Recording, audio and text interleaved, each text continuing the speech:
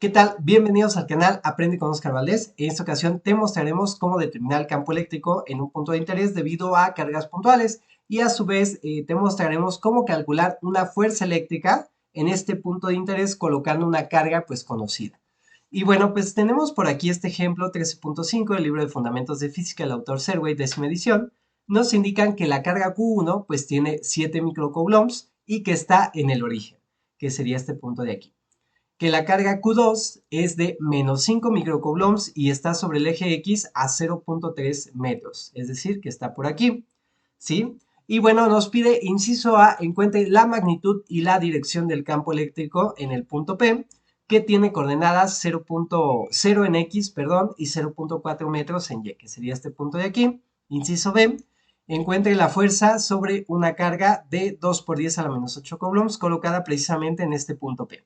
Y bueno, yo recomiendo anotar primero nuestros datos con las unidades correctas. Recuerden que los prefijos los tengo que cambiar por notación científica y en caso de ser necesario, pues tengo que realizar las conversiones para llevar a las unidades correctas. Todo en metros, todo en coulombs y todo en newtons. Y bueno, en este caso, la carga Q1 es 7 microcoulomb. Recuerden que micro es por 10 a la menos 6. Aquí estaría ya con sus unidades correctas sin usar el prefijo. Y bueno, la carga Q2 es negativa y es de 5 por 10 a la menos 6 coulombs, ya que otra vez tenemos el prefijo micro y es por 10 a la menos 6. Y bueno, en este caso, yo anoté ya también la carga aquí de prueba para calcular la fuerza en el inciso B.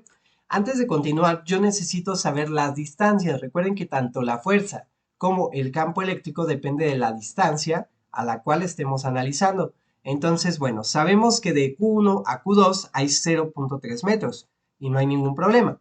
Sabemos que de Q1 al punto P hay 0.4 metros, que es la dirección en Y, y no hay ningún problema. En teoría, este 0.5 que ya viene aquí en la figura no lo sabemos, pero lo podríamos saber usando el teorema de Pitágoras. Recuerden que la hipotenusa es igual a la raíz cuadrada de la suma del cuadrado de los catetos, por lo tanto sería 0.4 metros al cuadrado más 0.3 metros al cuadrado, eso en raíz cuadrada, y pues ya obtendríamos el 0.5 metros de la hipotenusa. Y bueno, yo necesito saber, en este caso le voy a llamar el radio 1 o la distancia 1, que sería la distancia de mi carga 1 a mi punto de interés, ¿sí? Que en este caso serían 0.4 metros. Y voy a llamar el radio 2, o bueno, más bien mi distancia 2, ¿sí? A la distancia de la carga 2 hasta el punto de interés, que es el punto P, que serían los 0.5 metros, ¿de acuerdo? Y bueno, ahorita nos peleamos con las direcciones. Yo recomiendo siempre calcular magnitudes, después ahora sí direcciones, descomponer vectores, sumar de manera vectorial y por último magnitud y dirección de lo que nos están pidiendo. Y bueno, vamos entonces con las magnitudes. Yo voy a calcular la magnitud del campo eléctrico 1. Recuerden que el campo eléctrico, en este caso, pues sería igual a la constante de Coulomb, ¿sí? Por la carga que genera precisamente el campo eléctrico, en este caso le voy a poner Q1, entre la distancia 1 al cuadrado, ¿sí? En este caso el campo eléctrico 2, pues sería igual a la constante de Coulomb o la constante eléctrica por la carga 2, que es la que genera el campo eléctrico. Recuerden que hay una carga que genera y una carga que se ve afectada. En este caso voy a analizar las cargas que generan ese campo eléctrico. La carga 1 genera un campo eléctrico 1, la carga 2 genera un campo eléctrico 2. Ahorita al ratito nos peleamos con las direcciones, pero bueno, sería la distancia 2 al cuadrado. Y bueno, pues vamos a calcular. En mi caso, yo prefiero usar la constante de Coulomb como 8.9875 por 10 a la 9 Newton por metro cuadrado sobre Coulomb cuadrado. Algunos profesores, algunos libros quizás puedan redondear esto a 8.99 por 10 a la 9 o incluso a 9 por 10 a la 9. Ya pueden usar el valor que use su profesor o el valor que venga en el libro que estén usando. Pero bueno, sería la constante de Coulomb por el valor absoluto de la carga 1, que sería 7 por 10 a la menos 6 coulombs, entre la distancia 1, que dijimos que sería 0.4, que es la distancia desde la carga 1 hasta el punto de interés, y esto estaría al cuadrado. Y bueno, yo tendría por aquí, pues ya mi campo eléctrico 1. Vamos a calcularlo en este momento. Vamos a usar por aquí la calculadora, voy a abrir paréntesis, 8.9875, ¿sí? Por 10 a la 9 por, voy a poner la fracción, y sería 7 por 10 a la menos 6 coulombs entre 0.4 elevado al cuadrado. Y bueno, pues ya tendría yo mi valor de mi campo eléctrico 1 como magnitud en este caso, ¿no? Entonces, bueno, vamos a ponerlo por aquí. Serían 39, ¿sí? 393.000, perdón, 203.25. 393.203.25 newtons sobre coulomb. ¿Sí? Se elimina un coulomb con un coulomb, los metros cuadrados con metros cuadrados, y bueno, pues ya obtendríamos este valor. Y bueno, ahora vamos a calcular la magnitud del campo eléctrico 2. Entonces, en este caso, perdón, el campo eléctrico 2 dijimos que es la constante de Coulomb, que vuelve a ser 8.9875 por 10 a la 9. Pueden usarla, repito, como 9 por 10 a la 9 o 8.99 por 10 a la 9, ¿no? Depende de su profesor y del libro, o del libro. Y bueno, vamos a multiplicar por la magnitud de la carga. En este caso, Q2 es negativa, pero solamente voy a usar su magnitud, es decir, no me importa el signo. Voy a poner 5 por 10 a la menos 6. ¿Sí? En este caso serían coulombs entre la distancia 2 al cuadrado, que serían los 0.5 que calculamos hace rato, ¿no? Y bueno, pues vamos a calcular este valor. Voy a aprovechar para modificar un poquito aquí la operación que teníamos. Abajo serían 0.5 al cuadrado. Arriba serían 5 por 10 a la menos 6 y la constante de Coulomb sigue siendo la misma. Entonces, bueno, yo tendría este valor 179.750. 179.750 newtons sobre Coulomb. Ya tengo magnitudes. Ahora sí vamos a pelearnos con las direcciones, ¿de acuerdo? Me voy a traer la imagen aquí abajo para poderla usar. Recuerden que el campo eléctrico de una carga positiva siempre sale de ella. Es decir, aquí está mi carga y como mi punto de interés está hacia arriba, pues tenemos esa dirección hacia arriba. Por lo tanto, E1 por eso queda en esta dirección. ¿Sí? Si lo queremos poner nosotros, pues de alguna manera en un plano coordenado que no tenemos, aquí, bueno, el ejemplo ya nos da la dirección, pues tendríamos que poner que el campo eléctrico 1 pues iría hacia acá arriba, ¿no? Este sería E1. Y bueno, en este caso, el campo eléctrico 2 es generado por una carga negativa. Recuerden que las cargas negativas, el campo eléctrico entra hacia ellas. Entonces, si se fijan, de P a Q2, pues iría en esta dirección. Por lo tanto, el campo eléctrico 2, pues sería en esta dirección, ¿no? Que sería esta de aquí.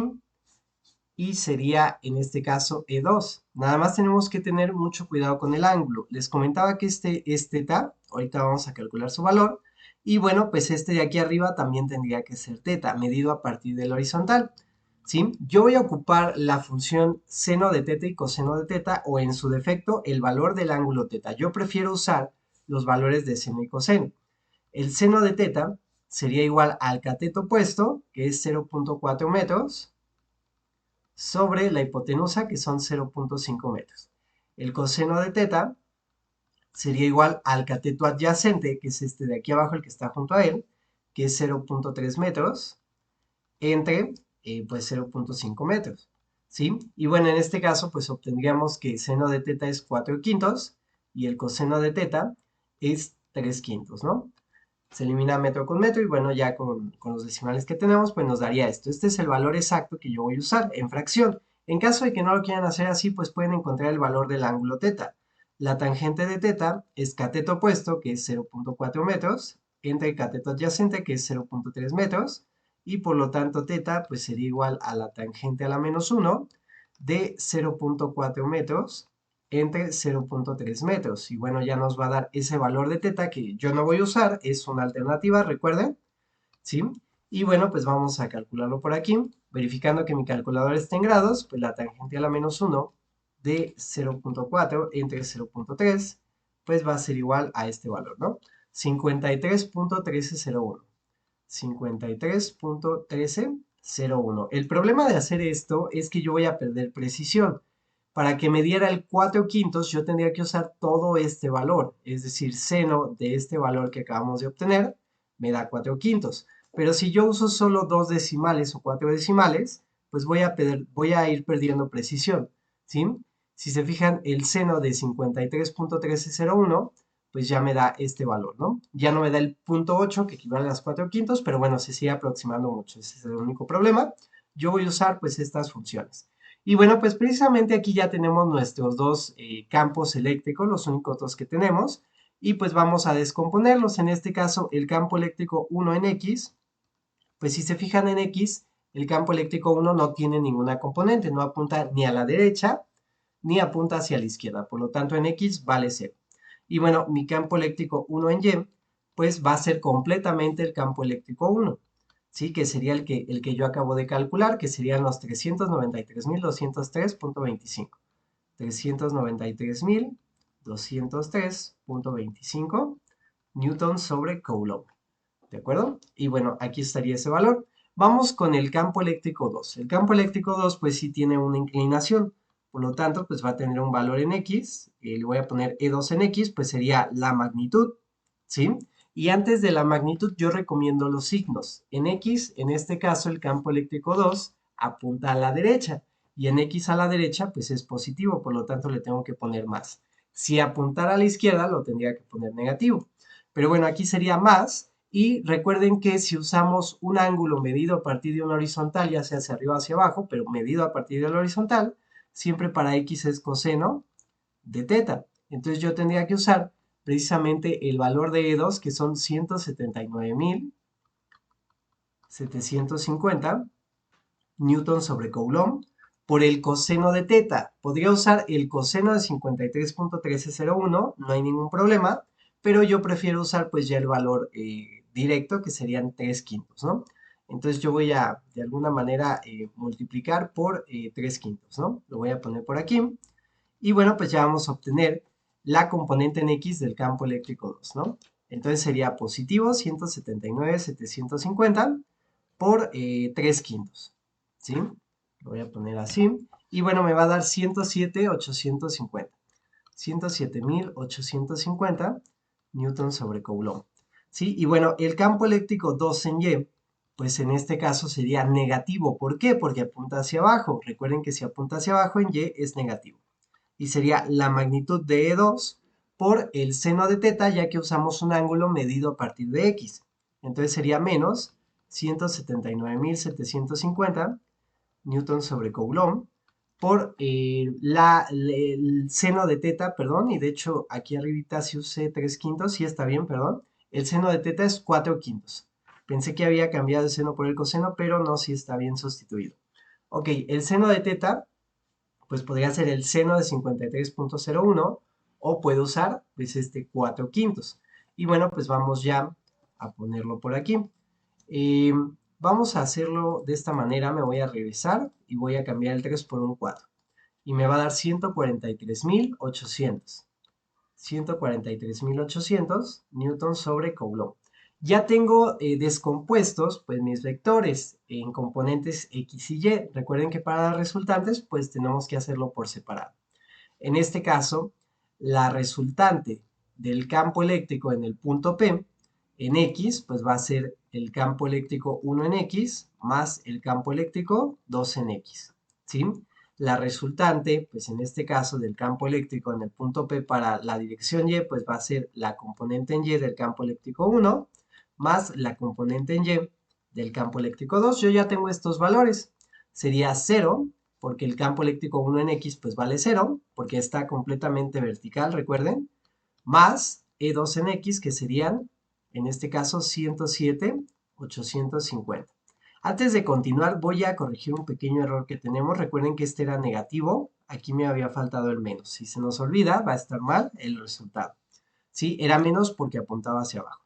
Y bueno, pues este me va a dar exactamente 0 más 107.850, pues me va a dar 107.850 newton sobre coulomb. Vamos con Y. En Y sabemos que E1 en Y pues vale esto, 393.203.25 newton sobre coulomb, ¿sí? Menos porque el campo eléctrico 2 en Y es negativo, más por menos pues es menos. 143.800 newton sobre coulomb. Y bueno, vamos a calcularlo. Serían 393, 203.25 menos 143.800. y me va a dar este valor. Me va a dar 249.403.25. 249.403.25 newton sobre coulomb. Ya que tengo magnitudes, o bueno, componentes en X y en Y, pues vamos a calcular la magnitud. Recuerden que la magnitud de cualquier vector, en este caso la magnitud del campo eléctrico en el punto P, pues va a ser igual a la raíz cuadrada de la componente en X al cuadrado más la componente en Y al cuadrado.